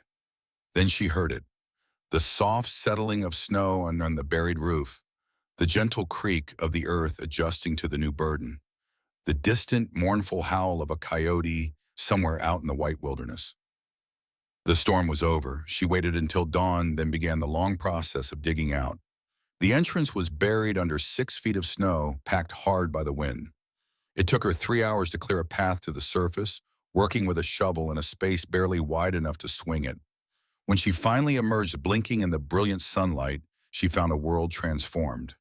The hillside was gone, replaced by a smooth white plain that stretched to the horizon. The mountains in the distance seemed closer somehow, their peaks sharp and clear against a sky of impossible blue. The air was cold, colder than anything she had ever experienced, but it was also still, perfectly still, as if the world itself was holding its breath. She looked down toward Prospect, and her heart stopped. The town had vanished. Where there had been buildings, there was now only snow. The log cabins, the general store, the church with its modest steeple, and all of it was buried beneath drifts that rose 20 feet or more. Only a few chimneys were visible, thin fingers of brick and stone poking through the white expanse. Some of those chimneys had smoke rising from them, thin, desperate plumes that spoke of fires burning low of wood, running out of lives hanging by a thread. Others had no smoke at all. Cora stood at the entrance to her dwelling, the warm air flowing out around her, and tried to comprehend what she was seeing. She had known the storm would be bad. She had prepared for it, had survived, it had even thrived in her own small way. But she had not imagined this. The town was dying, perhaps already dead, and she was the only one who could help. She went back inside and gathered what supplies she could carry. Flour beans, salt pork, a few precious candles. It was not much, but it was something. More than the people in those buried cabins had. Then she strapped on her snowshoes and began the impossible descent. The journey to Prospect took 4 hours. The snow was treacherous, a shifting, unstable surface that collapsed without warning and swallowed her to the waist. The cold was savage, burning her exposed skin, turning her breath to ice crystals that sparkled in the morning light. The distance, which she could have covered in 20 minutes under normal conditions, stretched into an eternity of struggle and pain. But she did not stop. She could not stop. She reached the edge of town just as the sun reached its zenith, such as it was in the depths of winter. The shadows were long, the light pale and thin, barely warming the air above 40 below zero. Her fingers were numb despite her gloves. Her face was a mask of frost and frozen tears. She found the first body 50 yards from the general store. It was a man half buried in a drift, his arms outstretched as if reaching for something just beyond his grasp. His eyes were open, frozen in an expression of desperate hope that had given way to something else, something final. He had been trying to reach the woodpile, she realized. He had run out of fuel and had gone out into the storm to get more. He had not made it. She knelt beside him, her breath coming in short, sharp gasps. She did not know his name. He was just a face she had seen in town, one of the many faces that had looked at her with pity or contempt or simple indifference. Now he was dead and she was alive, and the difference between them was nothing more than knowledge. The knowledge her father had given her. The knowledge that had kept her warm while this man froze. She said a prayer for him, the words her mother had taught her in the soft, lilting Welsh of her childhood. Then she rose and continued into town. The situation was worse than she had feared. The storm had not merely inconvenienced Prospect, it had devastated it. Fully half the cabins showed no sign of life, their chimneys cold and dark, their windows buried under impenetrable walls of snow. The survivors were clustered in a handful of buildings near the center of town, pooling their resources, sharing their dwindling heat. She found them in the church, which had become a makeshift refuge for those whose homes had failed. Reverend Ezekiel Holt was there, thin and haggard, but alive, ministering to a congregation of the desperate and the dying. Josiah Blackwell was there, his great beard crusted with ice, his eyes hollow with exhaustion and something that might have been despair. They looked up as she entered, and she saw the same expression on every face: disbelief, confusion, and something else, something she had never seen directed at her before. "Hope, Miss Talfrin."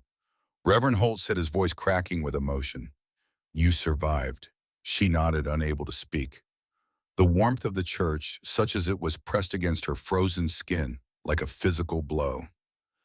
After hours in the killing cold, even 50 degrees felt like a furnace. How Josiah Blackwell demanded. He rose from his seat, his massive frame swaying with fatigue. How are you alive? I saw your hillside. It is buried under 10 feet of snow. Nothing could have survived up there. Cora looked at him, this man who had given her worthless land, expecting her to die. She saw the fear in his eyes, the dawning realization that everything he knew, everything he had built his life upon was wrong. The earth holds its breath, Mr. Blackwell, she said quietly. I just shared the warmth. He stared at her, uncomprehending. Then slowly something shifted in his expression. The fear gave way to curiosity, and the curiosity gave way to something else. Something she had never seen in his eyes before. Respect, show me, he said. The journey back up the hillside was easier with help. Josiah Blackwell, for all his exhaustion, was still a powerful man, and he broke trail through the drifts with a determination that bordered on desperation. Behind him came Reverend Holt, and behind the Reverend came three other men survivors of the storm who had heard Cora's impossible claim and needed to see for themselves. They reached the entrance to her dwelling just as the sun began to set, casting long purple shadows across the snow. The excavated path she had dug that morning was already beginning to fill in the wind, redistributing the snow with patient, relentless efficiency. She led them down into the earth. The warmth hit them like a wave. After hours in the killing cold, the 50-degree air of her dwelling felt like a summer afternoon. They stumbled inside, their frozen faces slack with astonishment, their hands reaching out to touch the walls, the floor, the very air itself. Josiah Blackwell stood in the center of the small space, turning slowly, taking in every detail. The glass facade now cleared of snow and admitting the last light of day. The packed earth walls smooth and solid and impossibly warm. The small cast-iron stove, its fire burned down to coals still radiating heat into the room. 60 degrees, he said, reading the thermometer on the wall. It is 60 degrees in here. 58, Cora corrected. It drops a bit at night, but it never goes below 50. He turned to face her, and she saw that his eyes were wet.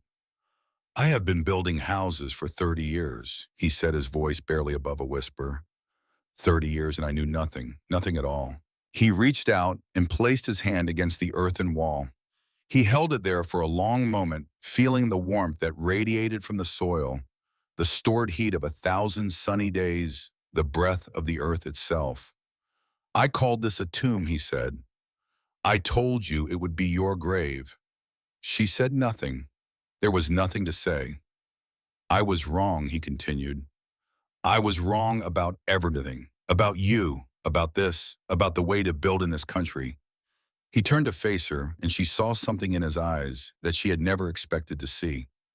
Humility, genuine, profound humility, born of a man who had been forced to confront the limits of his own understanding. Will you teach me, he asked. Will you teach us all? Cora looked at him, at this man who had dismissed her, pitied her, written her off as a curiosity and a burden.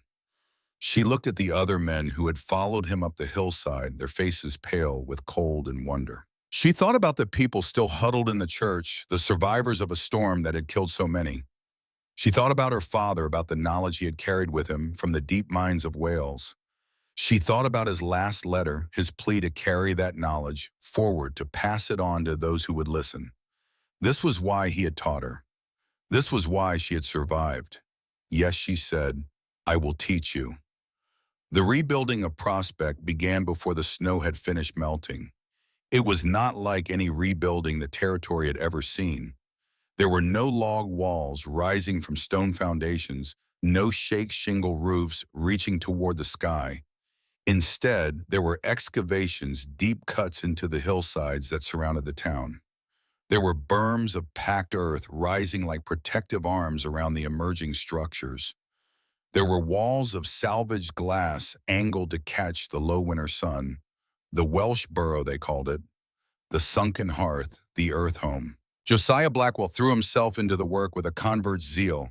His massive hands, which had spent 30 years shaping wood and stone, now learned to shape the earth itself. He became Cora's most devoted student, following her across the hillsides, absorbing her knowledge, asking endless questions about thermal mass and solar angles and ventilation rates.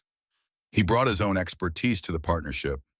His knowledge of timber framing, of load-bearing structures, of the properties of wood and stone, combined with Cora's understanding of earth and heat to create something new, something better. The first hybrid structure was completed in late March. It was built for the widow Patterson, whose husband and two sons had frozen to death in the storm. She had lost everything: her family, her home, her reason to live. The town had taken her in, but she was a ghost, a hollow shell of the woman she had been. Cora built her a home. It was nestled into a south-facing slope at the edge of town, half buried in the earth, protected by berms on three sides. The front was a wall of salvaged glass angled to catch the sun. The roof was covered with 2 feet of soil already sprouting with the first green shoots of spring. Inside, the temperature held steady at 60 degrees without any fire at all. The widow Patterson stood in the center of her new home, her weathered face wet with tears. She had not cried when they told her about her husband. She had not cried when they showed her the bodies of her boys. But now, standing in this impossible warmth, this gift from the earth itself, she wept. How she whispered. How is this possible? Cora took her hand, feeling the rough calluses, the trembling fingers. The earth holds its breath, she said. It has held it for millions of years, and it will hold it for millions more. All we have to do is listen. The widow looked at her, the strange girl who had been dismissed as mad, who had dug her own grave in the hillside and emerged from it like a butterfly from a cocoon. Thank you, she said. Thank you for not giving up. Cora shook her head. I had help. My father taught me everything. I am just passing it on. Then pass it on, the widow said fiercely. Pass it on to everyone who will listen. No one should ever freeze to death again. No one should ever lose their children to the cold. I will, Cora promised. I will. And she did. By summer, there were 12 earth-sheltered homes in Prospect. By the following winter, there were 24. Each one was warmer, more efficient, more comfortable than any log cabin in the territory. Each one burned less than a quarter of the wood that a traditional structure required. Word spread. Travelers passing through carried stories of the strange underground houses, of the girl who had built them, of the knowledge that had saved a town from destruction. Some laughed, some scoffed, but many listened. Many came to see for themselves. Cora taught them all. She taught farmers and ranchers, miners and merchants, anyone who would listen. She drew diagrams in the dirt, explained principles with patience and clarity, walked hillsides and examined soil and calculated angles.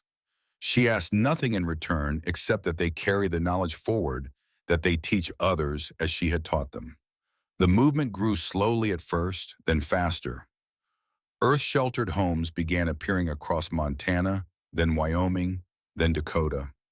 They appeared in mining camps and farming communities, in places where the winters were harsh and the fuel was scarce. They saved lives by the dozens, then by the hundreds. And through it all, Cora remained in Prospect, in the home she had built with her own hands and the grave she had transformed into a womb. The years passed. Cora grew from a girl into a woman, from a woman into an elder. She never married, though there were offers. She had suitors who admired her knowledge, her strength, her quiet determination. But she always declined gently but firmly. Her life's work was too important to be divided. She trained hundreds of students over the decades. Some came to her as skeptics and left as believers. Others came as believers and left as masters, carrying her father's knowledge to every corner of the frontier. The Welsh burrow became a standard technique in the mountain territories, as common as log construction had once been. Josiah Blackwell remained her closest ally until the end of his days. He died in the winter of 1902 peacefully in an earth-sheltered home he had built with his own hands. His last words were a quote from Cora's father's journal, a line she had shared with him on that first night after the great storm. "The earth does not take," he whispered. "It holds." Reverend Ezekiel Holt outlived Blackwell by 3 years. He preached his final sermon on a Sunday morning in early spring, standing before a congregation that had grown from 50 souls to over 500. He spoke about faith, about perseverance, about the wisdom that comes from unexpected places. He spoke about Cora. She came to us as an orphan, he said, his voice thin but clear. We gave her worthless land and expected her to die. We called her mad. We called her foolish. We called her work a folly. He paused, letting the words hang in the air. We were the fools, he continued. She was the wise one. She listened when we refused to listen. She learned when we refused to learn.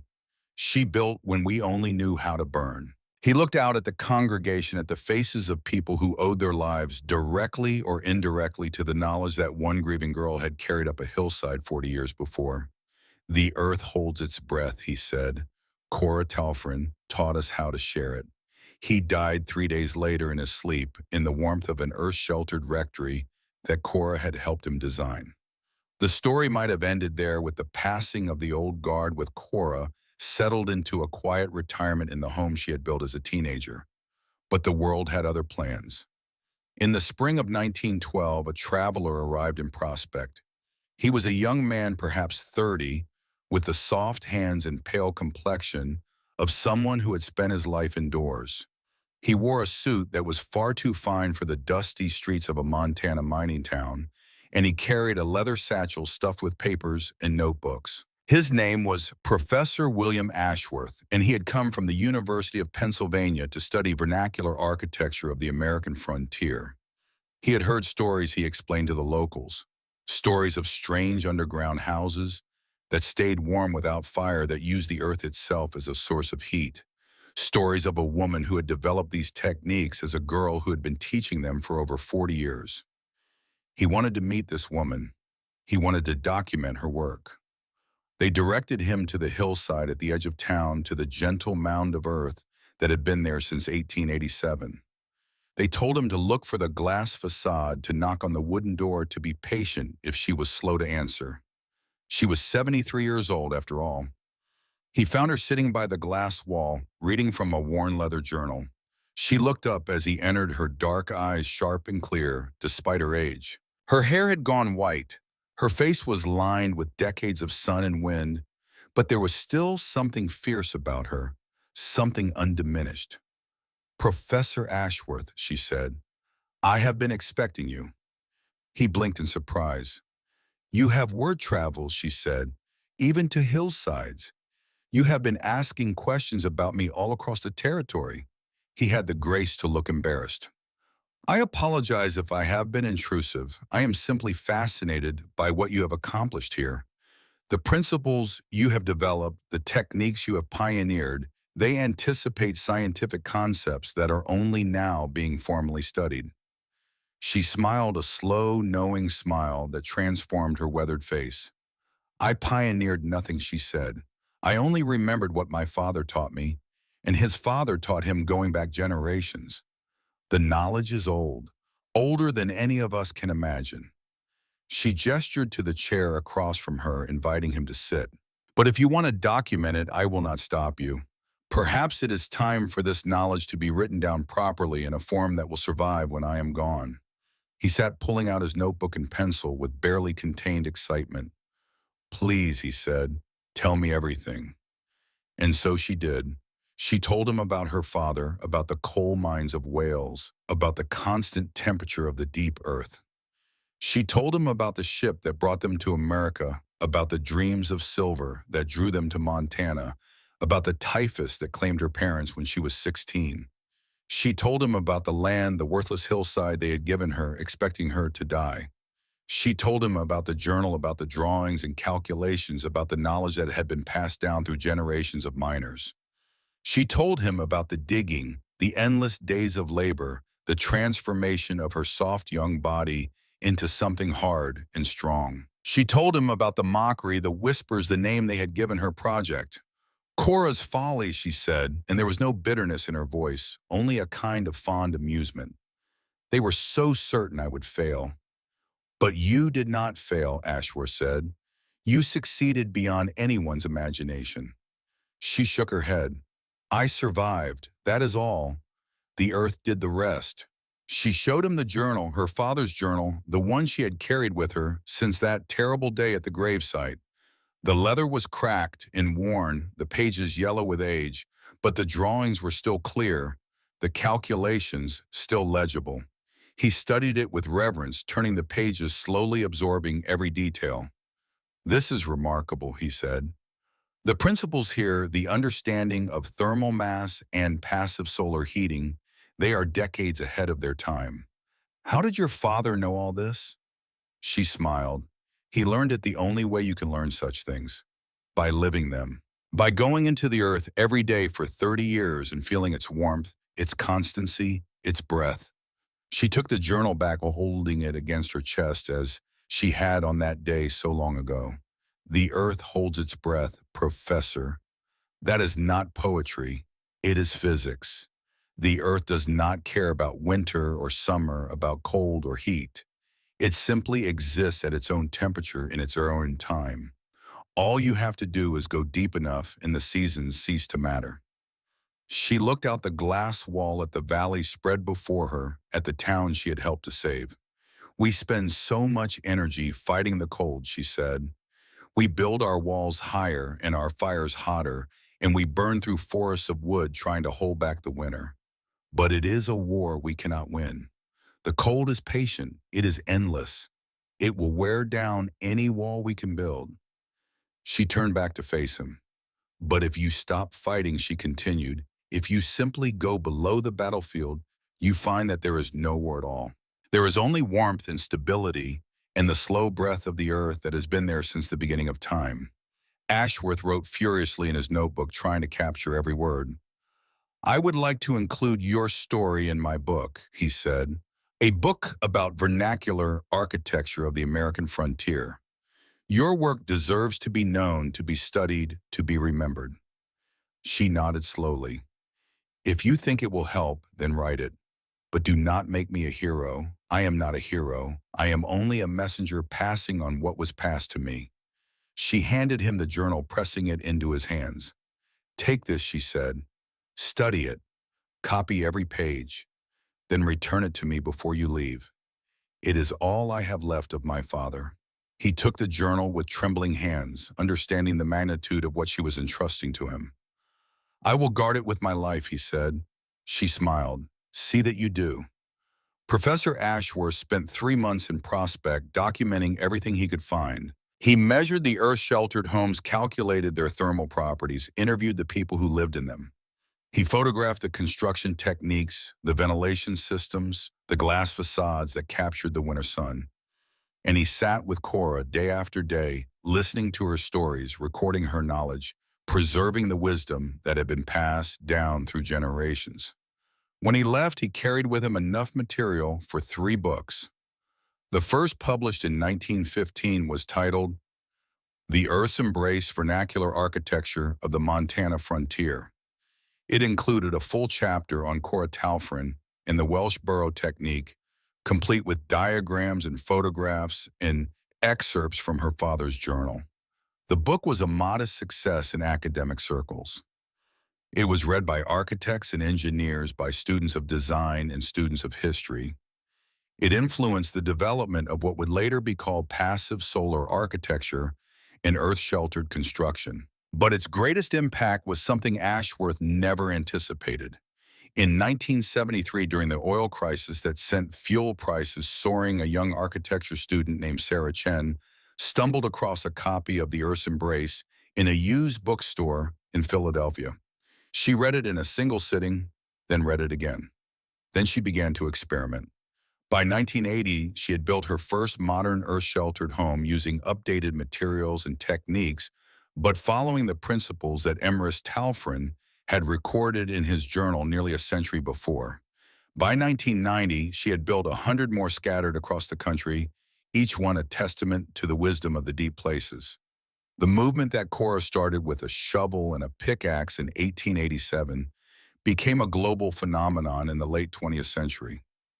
Earth-sheltered homes, passive solar heating, thermal mass construction, all of these concepts trace their roots back to a 16-year-old orphan girl who refused to die. But Cora did not live to see it. She passed away on a spring morning in 1919, peacefully, in the home she had built 52 years before. She was 81 years old. The temperature inside was 60 degrees, as it had been on every day since she first moved in. They found her sitting by the glass wall, her father's journal open in her lap. She had been reading his final letter, the one that had sustained her through so many difficult years. Her face was peaceful, her eyes closed, as if she had simply drifted off to sleep. They buried her on the hillside next to the home she had built. Her gravestone was simple, a piece of local granite, inscribed with the words she had written during that first lonely autumn, the words that had become her legacy. They saw a grave. I saw a womb. The earth does not take, it holds. Below the inscription in smaller letters was a single line from her father's journal. The earth holds its breath, and its breath is always warm. The townsfolk came from miles around to pay their respects. They stood on the hillside where she had labored, where she had been mocked and dismissed and written off as mad. They looked at the gentle mound of earth that had been her home, at the glass facade that still caught the morning sun, at the thin wisp of smoke that rose from the chimney where a fire had been lit in her honor. Josiah Blackwell's grandson, a man of 50 who had learned to build from his grandfather, spoke the eulogy. She came to us with nothing, he said. We gave her nothing, and she turned that nothing into everything. He looked out at the assembled crowd, at the faces of people whose lives had been shaped by one girl's refusal to surrender. She taught us that the earth is not our enemy, he continued. She taught us that we do not have to fight the cold, that we can simply go below it, into the warmth that has been there since the beginning of time. He paused, his voice thick with emotion. She taught us to listen, he said, and now we must teach others. He stepped back and the crowd began to disperse, each person carrying with them a piece of Cora's legacy. Some would go on to build earth-sheltered homes of their own. Some would teach their children the principles she had taught them. Some would simply remember, and in remembering, keep her alive.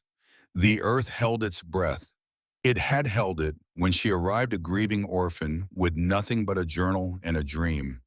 It had held it through the great storm, through the years of teaching and building, through the quiet decades of her old age. And it holds it still. If you go to Prospect today, you will find her home still standing. The glass facade has been replaced twice, the door 3 times. But the structure itself, the excavation she carved from the hillside with her own 2 hands, that remains unchanged. The earth walls are as solid as the day she smoothed them. The temperature inside is 58 degrees winter and summer, year after year. It is a museum now maintained by the Montana Historical Society. Visitors come from around the world to see it, to stand where she stood, to feel the warmth that saved a town and changed the world. Above the door, carved into a piece of local timber, are the words that Professor Ashworth recorded on his last day in Prospect. They are the words that Cora spoke when he asked her what she wanted to be remembered for. I want to be remembered, she said, as someone who listened. The earth holds its breath. It held it for Emrys Talfrin in the deep mines of Wales. It held it for Cora on a hillside in Montana. It holds it for us today, if only we have the wisdom to listen. They called it folly. They called it madness. They called it a grave. She called it home. And she was right.